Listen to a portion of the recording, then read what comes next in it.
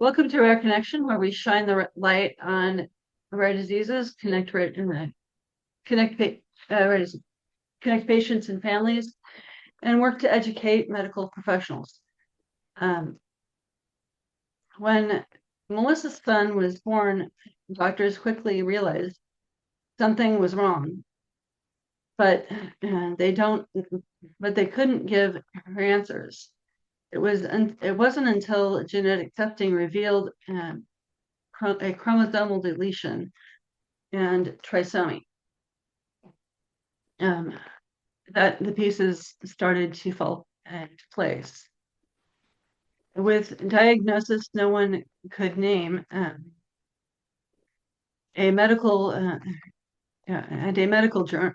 journey filled with complex challenges: cleft palate, congenital heart defects, Pierre Robin sequence, and more.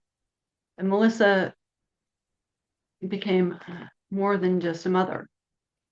She became an advocate, a researcher, a relentless fighter, and a healthcare system in a healthcare system that often failed families like hers.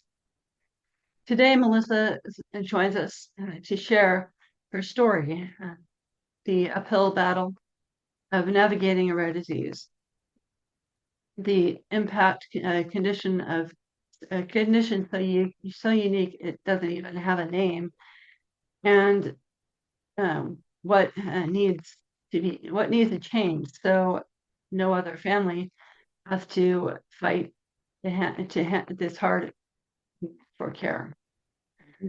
So, can you explain your son's condition? Sure. Yeah. Thank you.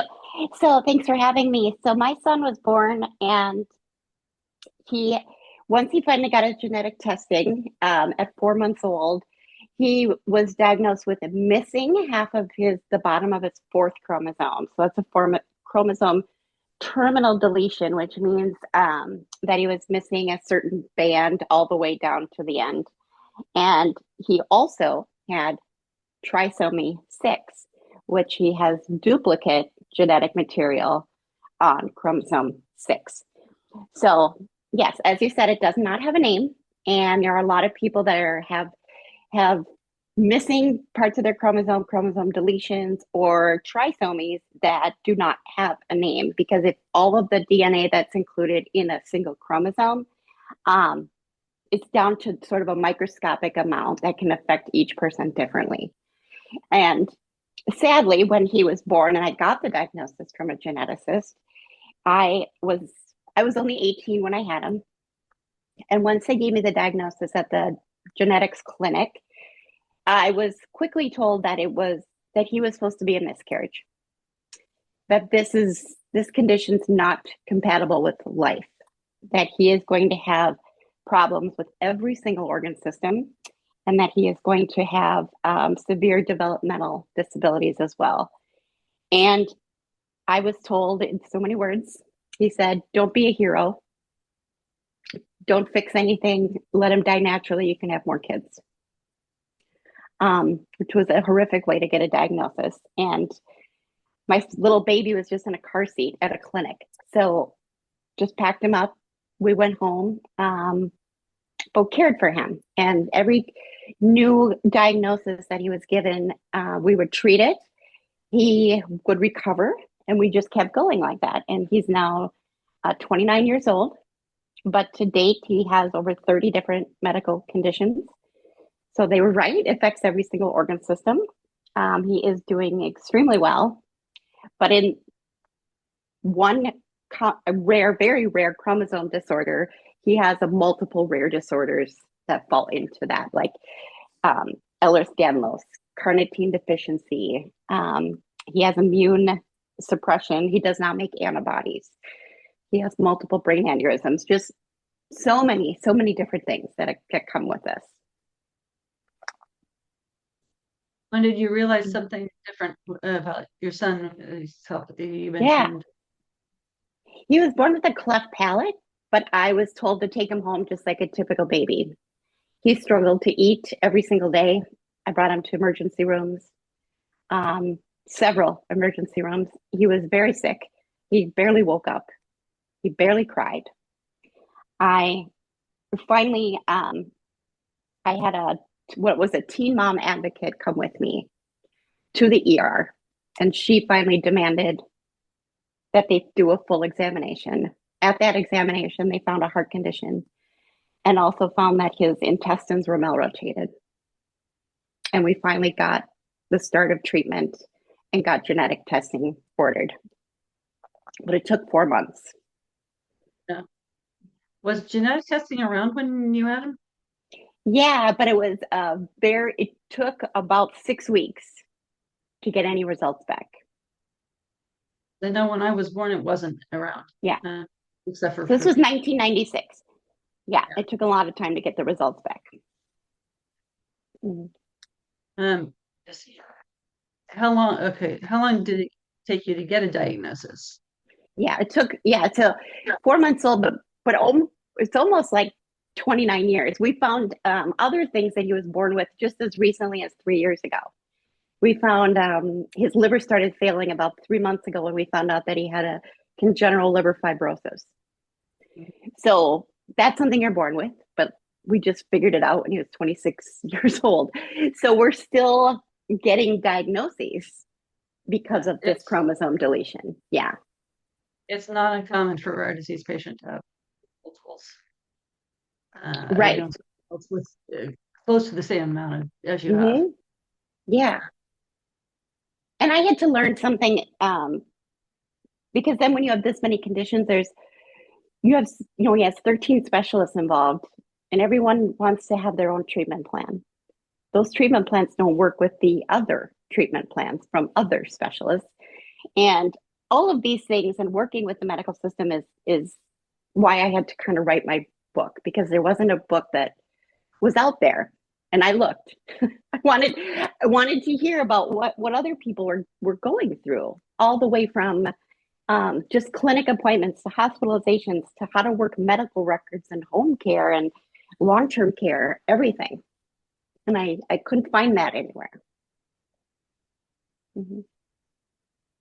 Yeah, I'm actually a home care worker. Okay. So.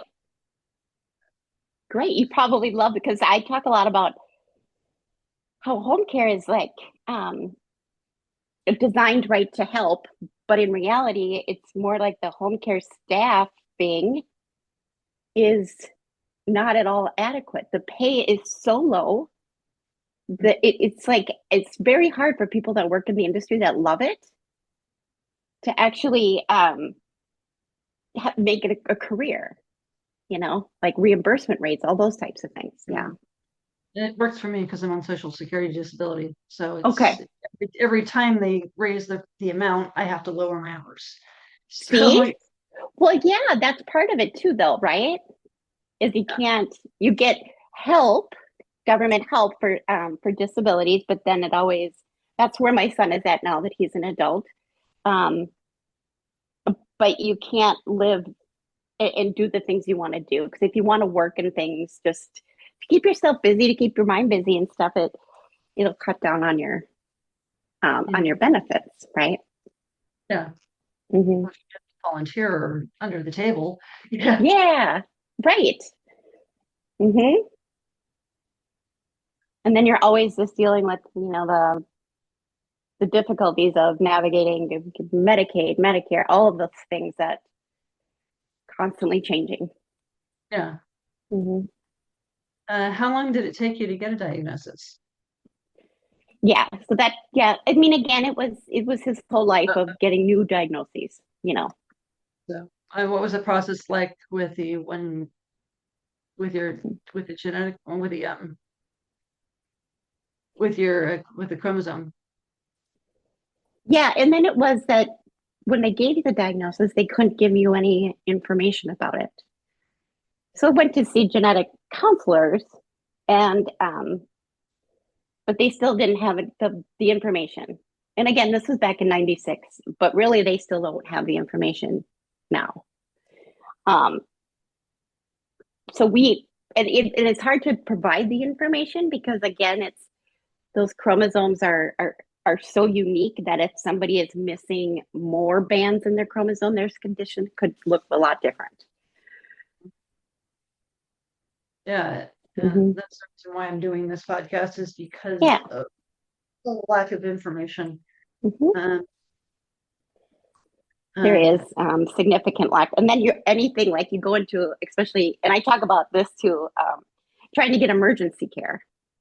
I mean, you say that your child's condition doesn't even have a name. I mean, they can't even begin to start figuring out how to treat whatever symptoms you are having. yeah. Mm-hmm. So, I mean, yeah. How do you work with that? I actually work very closely with the emergency medical system now to try to spread the word and try to teach EMS, especially ambulance paramedics, about rare disorders and how they don't need to know everything. They just need to treat what's happening at that moment. So hoping, that helps because they like EMS and the general medical system doesn't have a lot of education and knowledge, let alone EMS people, right? Yeah. There's a lot of Mhm. conditions that also look alike. Would you Yes. miss this with any of Um, no, because people are very much at a loss when I start explaining my son's condition because they don't know what. And now that I know him, which is always big, it's like you know yourself, you know your child.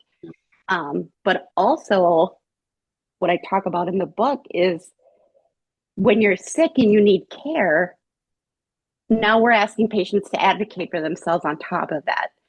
When it's like maybe you're having just the worst day ever, and now instead of just getting compassionate and empathetic care, you're also having to fight at the same moment. Mhm. And that frustrates me too. It's like everybody, you talk about advocate, advocate, and it's like, what if you get tired of advocating? Like, can we actually going to see change to one day where we won't have to, Yeah. It's sad that your family wasn't behind this either. No, no. And Because that was, that's a sad issue. And I believe a lot of people face it is when like my son has so many issues and developmental disabilities and society, and unfortunately included some members of my family, um, thought the whole burden on society was the big issue. And oh, how much do tax dollars have to pay for this surgery or that surgery? Or, and it was very sad to have certain members of my family think that somebody is of less value because of a certain condition. And it was awful to even think like that. yeah. But there are people in our society that do, sadly.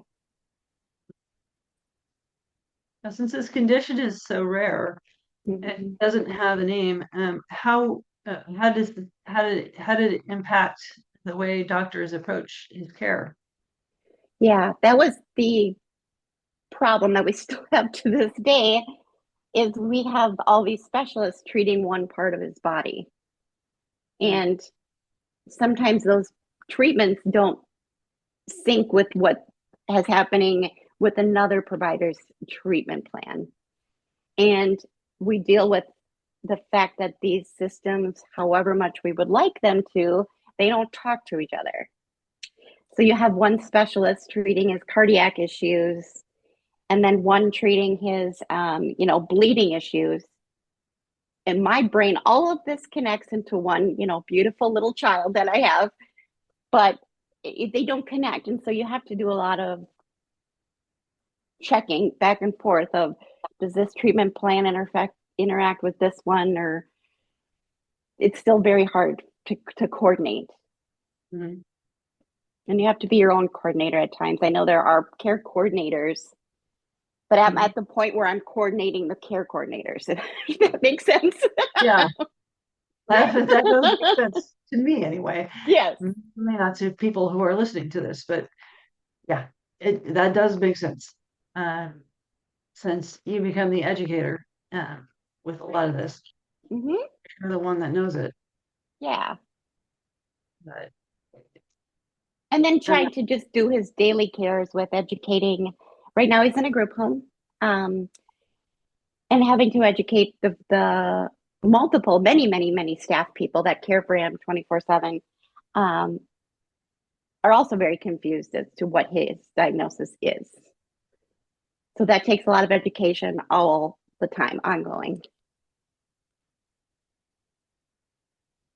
So what was it like emotionally as a parent to navigate a diagnosis so few understand? That's why I struggled as again, I was only 18 when I had him. But I think we went into just survival mode for so many years. It was just staying alive. That was it. That was our everyday goal, everyday issue. You didn't know what was going to happen the next day or even that night. And I want to say when he started to actually get better, not till he was 12, 13 years old, when he had not had a hospitalization in 6 months, that I almost had like a PTSD about it. Because you're just living in that crisis state. Yeah, a lot of that was probably what the doctors told you too. Yes. And that's another frustration is when you talk about these diagnoses, even though you know that they probably don't know a lot about it, because it doesn't even exist to even educate yourself. I was given what I call the never list. He will never hold his own head up. He will never speak. He might not ever see or hear. He might be blind, deaf. He may not ever walk or crawl. And they go through this never list. And that's so frustrating because my son, he's nonverbal, but he walks, he runs, he dances. And sadly, because I got that never list, I used to just prop him up in little pillows and I didn't expect him to do anything. Yeah. And it wasn't until he got into school where they were like, well, I think he can do a lot more. But I didn't even give him a chance because I was told by doctors. Yeah. Then yeah,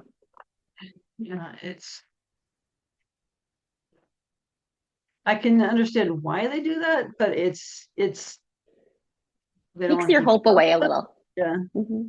But it also has a negative effect on you too. It does. It takes that little piece of hope away, Yeah.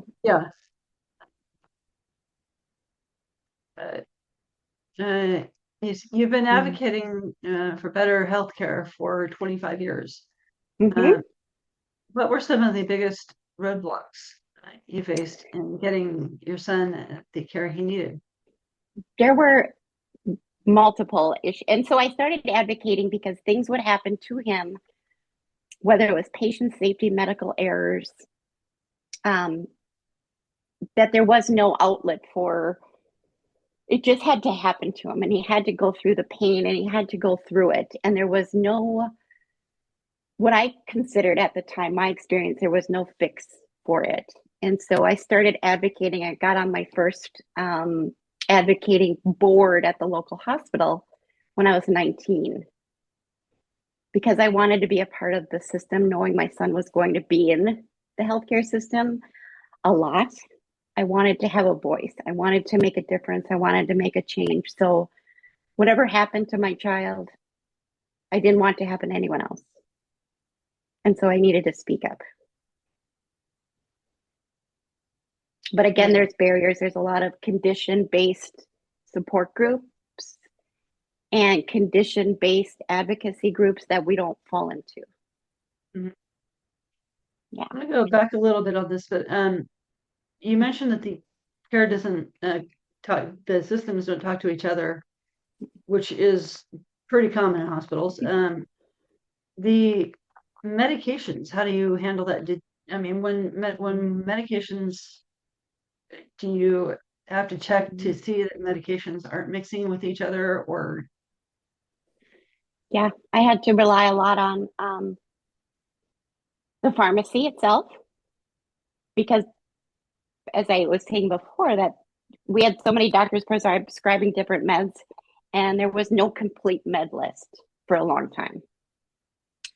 And now we're a little better with electronic health records, But it was very important for me to always have his medication list with me at all times.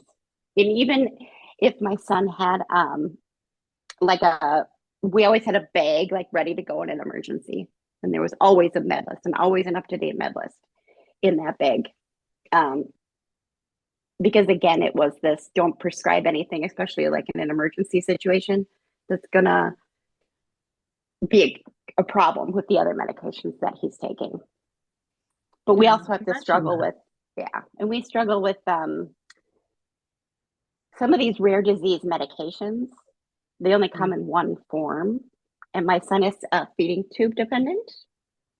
So we deal with that. So it doesn't, if it needs to be in a liquid form, that's sometimes an issue. So we do have that. But there's, like with rare disease medications, they don't prescribe them enough to make alternative versions of it. If that makes sense. Yeah. So we struggle with that. Mm-hmm. Yeah, I'm on one medication that just got two generics. Okay. Yeah. They're all in powder form. Yeah. Yep. So then you got to prepare it. Mm-hmm. Yeah. And so I just mix it with lemonade and take it, but it's so bitter. Yeah. And the medications that I still struggle with this every day is so my son can eat through his mouth, but it has to be the thickness of pudding. And he enjoys that. He enjoys eating his like Boost or Ensure is what we do. And he enjoys it. But like we struggle to get like thickeners. Like we can't get the simple thickener like covered by insurance or anything else, and it's very expensive. So things like that are still a struggle that you can't. I want him to be able to enjoy those things in life if he wants to, and not just be. The assumption is, well, just put the food through the feeding tube, and it's like, yes, we could, but he likes it, he enjoys it. If we could just get the thickener, Use something like yogurt. Yeah, we actually use baby oatmeal. We started that, which he really likes, just the Gerber oatmeal cereal. And that actually works as a great thickener. But we've had to go around the. Yeah.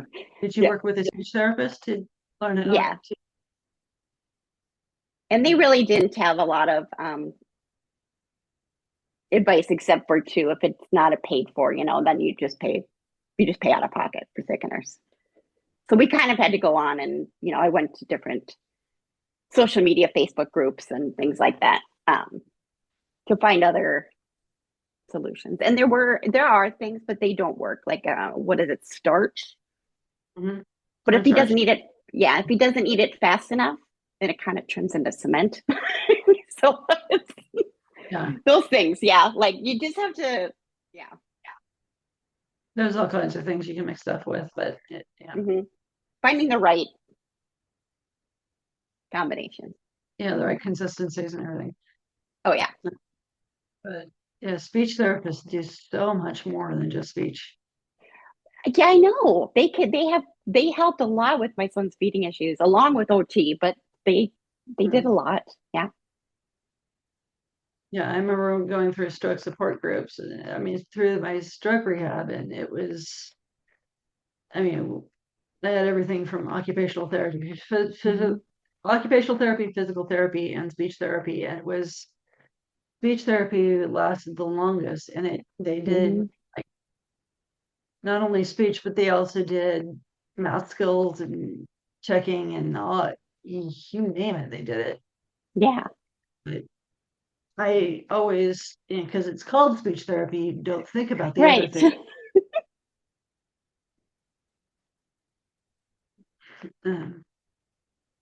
Did you ever feel like doctors were listening to you?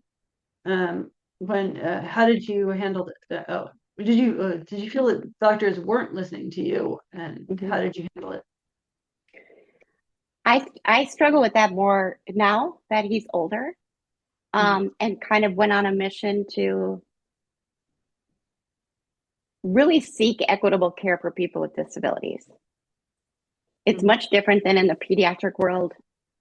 The adult world is much different. And I don't think I was learning just through experience that people that have significant disabilities are often treated like my son was, not treated very well, if I can just be blunt about it. And like his life was not as of value to some adult providers. And so I kind of now have gone through this change, which I do write about in the book about disability equity and how their access to care is hampered by bias, by stereotypes, by quality of life assumptions that we have. So I had to write about that because we would go to the emergency room and just be placed in a room and you could hear people talking about, oh, well, what's wrong with so-and-so in room 4 or something. And if people would just say, oh, everything's wrong with that one. You know, you just hear these things and it's so sad. And I put that out there and do education on health equity for people with disabilities. I don't think doctors realize how paper thin those walls are. You can hear right through them. No, exactly. It's sad. This goes from like not having wheelchair scales in clinics, and some people haven't been weighed in years. And so you got to wonder, are they being properly treated with medications if you don't have a weight? You know, those types of things. Yeah. No, Kaiser now has a chair that, well, it's some of the newer ones. They have a chair that they can weigh you in. Nice. And it's remote control. Oh, nice. Okay. Yeah. It's all those things that I'm advocating for. And I learn things different as he ages and we go into new environments. And then I want to speak out even more. Every time I learn something new. Yeah. That's not fair or equitable. Yeah. Insurance and medical billing with rare diseases. What is your experience been like? That has not been so much of an issue being on, but he's on government programs like Medicaid, and there are things every year that get cut, right? That we're no longer covering, and especially in the realm of equipment. So my son needs his feeding tube equipment. He also has breathing equipment. At times he's needed orthopedic equipment, and that's the thing that changes. I want to say almost every other year, every third year, where all of a sudden you have cuts in home care, and it really affects your day-to-day life. Yeah, extremely. People don't realize that home care is paid for by Medicaid. Yeah. Yeah. And we're probably really going to have cuts to it this year because of the cut. Yeah. And then the added cost of that is if you don't have home care, you're not going to be successful and healthy at home, and you're going to end up in the hospital, which costs way more than if you just had some supports at home. Yeah. What advice do you have for parents who feel like they constantly fight? They're constantly fighting to be heard by the medical system. I have to say that the documentation is important. To never think that somebody else is keeping track of it. Keep track of things yourself. Write everything down or record doctor conversations. And it's that keeping up with the medical records was probably some of the missteps I took. I thought, well, they have it documented. I don't need to write it down. And that was a misstep. So I strongly encourage documentation or even like recording the doctor visits. A lot of times we leave a doctor's appointment or we're discharged from a hospital. We don't remember half the stuff that was said. So that's my big advice is you don't have to remember everything in your head, to write everything down. And then also if I could go back to when my son was little, I didn't get to enjoy him as much as I would have liked to. So to take a step back and enjoy your life, working with the medical system is very frustrating, very stressful, that it can make your condition almost worse at times. So just take that moment and enjoy life.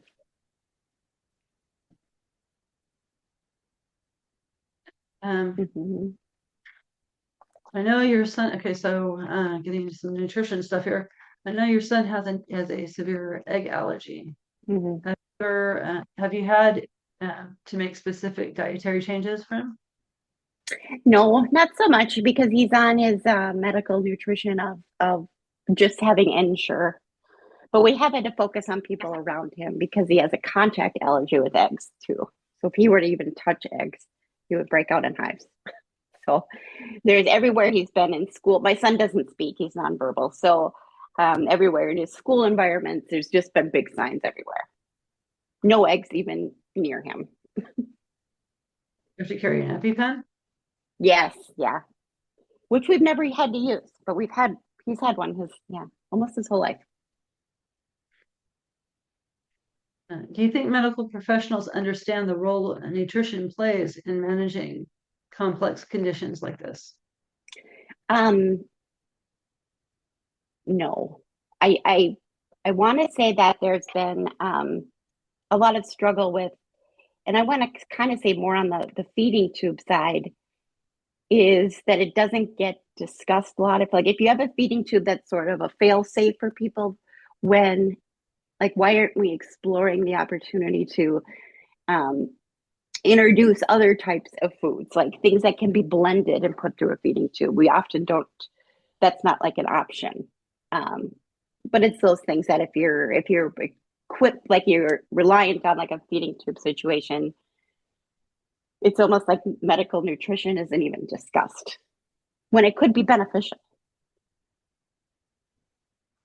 How do you feel about policies like the Medical Nutrition Equity Act? What would it have helped your son in his son's case? Mm-hmm. I don't know that my son specifically it would have helped, but I guess I don't even know. I wouldn't know, right, if it would help him. I'm glad it's there and as an option. I think that it's something that we don't look at enough when it could have a good impact and benefits. Yeah. So to fill people in, because it's been a while since I've talked about Mm-hmm. this, but the Medical Nutrition Equity Act would mandate that medical foods, formula, and vitamins are covered nationwide. And currently, it's varies state to state. And some places they have some state in Oregon, we're lucky enough to have both food and formula covered since 2007, at least.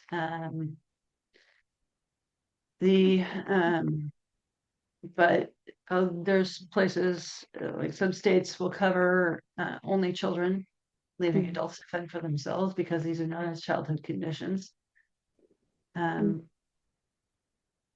Most of us still see a pediatrician.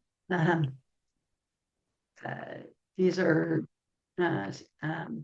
some have a budget, some it's everything, some not covered at all. And so you're spending your house payment for medical foods and formula. Formula alone can be $500 a month. So it's outrageous what they cost, and then anything you find that's medical is about 3 times the price of anything in the grocery store. And sold as durable medical equipment, so it doesn't make sense. So no. Every once in a while, I'll get somebody out, saying, "Oh, you owe 20% on this. Did you check the nutrition benefit under under the durable medical equipment? There is one." Okay. What's your advice for other parents who are just starting out, are just starting this journey? Yeah. Yeah, that's yeah. Just you have to take things as they come. I did learn that the hard way. I was very stressed out about caring for my son 24/7, and new diagnosis always coming in, new surgeries, and I didn't take care of myself at all, and ended up with a severe heart arrhythmia that I'm now pacemaker dependent for. So I can't stress it enough, and it's hard to think to yourself like, is it selfish for me to take a break? But it's not. It is not. Um, and it, like I said before, you really have to enjoy your child. I don't even have a lot of pictures of my child because I didn't want those pictures having, tubes and wires coming out of them. And I regret that. I wish I had more pictures of him. Um, but I didn't stop and just enjoy him as a person. I was so focused on survival. Yeah. Yeah. I think my favorite part in that book is when you're talking about the Willy Wonka and the Chocolate Factory incident.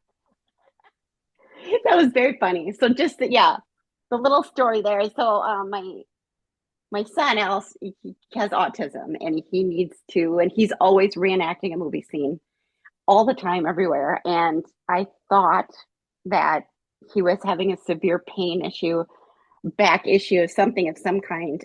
He was hunched over in his bed and he wouldn't stand up. And I panicked and I brought him to the emergency room and he was still hunched over.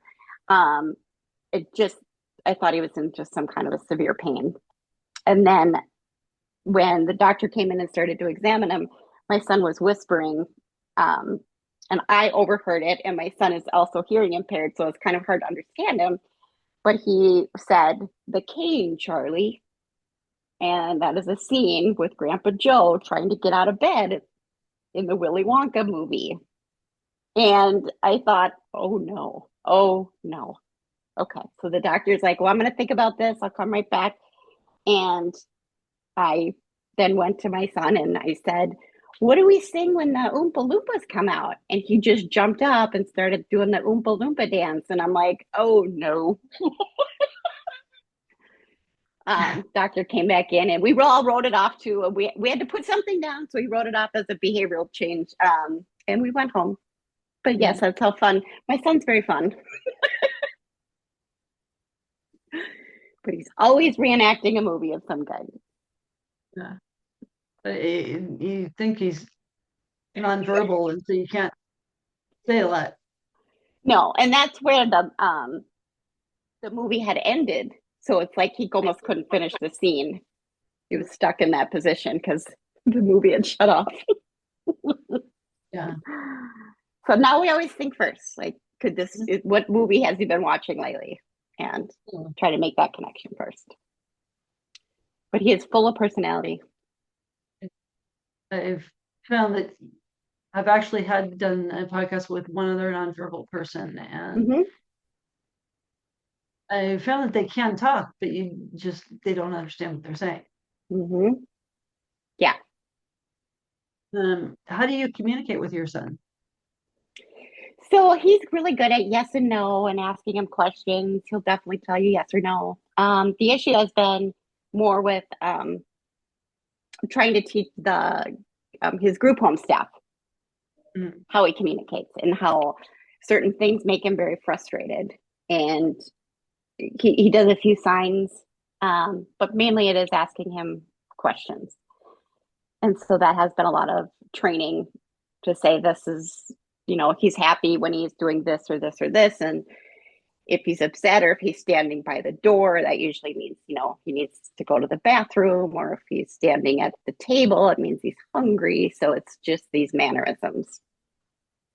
And I think you mentioned once in the book that he was signing thank you. Does he know sign Yes, language? he always says thank you to everyone, no matter if they could have just opened a door, and he's thanking them. He loves thank you. He does more. He does eat, water. Yeah, about 15 or so signs. Mm-hmm. Have you put him through a sign language class? No, because he more just mimics people. So it was very difficult he would just sign whatever you were signing. He didn't realize there was an action attached to it. So he mimics people and just copies what the person in front of him's doing. So it's hard. We tried pictures. Mm-hmm. A lot of people with autism use a picture system, but he just loved looking at the pictures. He didn't realize he needed to make choices. Yeah. Yeah. What advice? How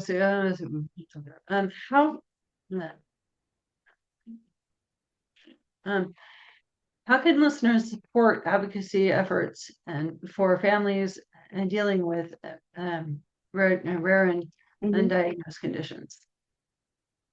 I think it's more of educating yourself on the issues that are out there. That's what something would happen. Then I would realize, okay, now we need to advocate for X, Y, and Z. It was things that were happening in front of me, and then had to educate myself on the issues and why those issues are like that. And that's what I talk about a lot in my book is I give my son's experience and his story, but then I also share about why the healthcare system is designed like that, and then possibly what we could do to change it. But I think you really have to know how your government works. I didn't know. I knew the basics, but I didn't know everything. I didn't know what senators were responsible for. I didn't know any of that, and really had to educate myself. How did you educate yourself? We actually had a program through the Council of Developmental Disabilities here in Minnesota, and they have a Partners in Policy Making course. That was every weekend, I want to say for about 10 weeks. And it's a full weekend, start morning to night. And you learned everything about how to advocate for yourself. And it was half family members of people with disabilities and then half were self-advocates as well. That was probably the best program I ever took. Yeah. To be effective, yeah.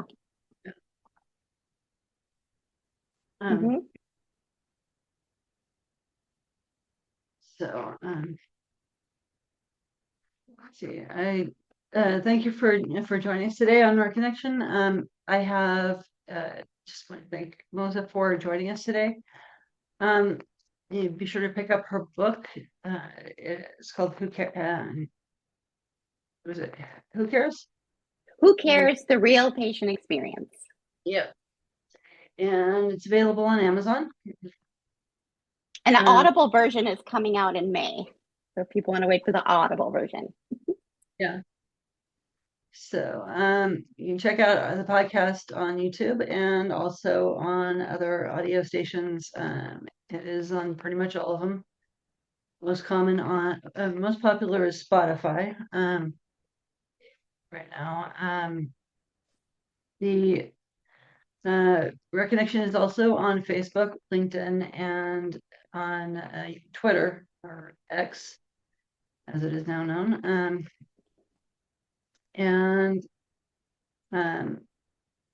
If you or someone you know is struggling, please reach out for help. You can reach the National Suicide Hotline at 988. You can either text or call 988 for the Suicide and Crisis Lifeline. Thank you for joining us, and I'll see you next time on Reconnection.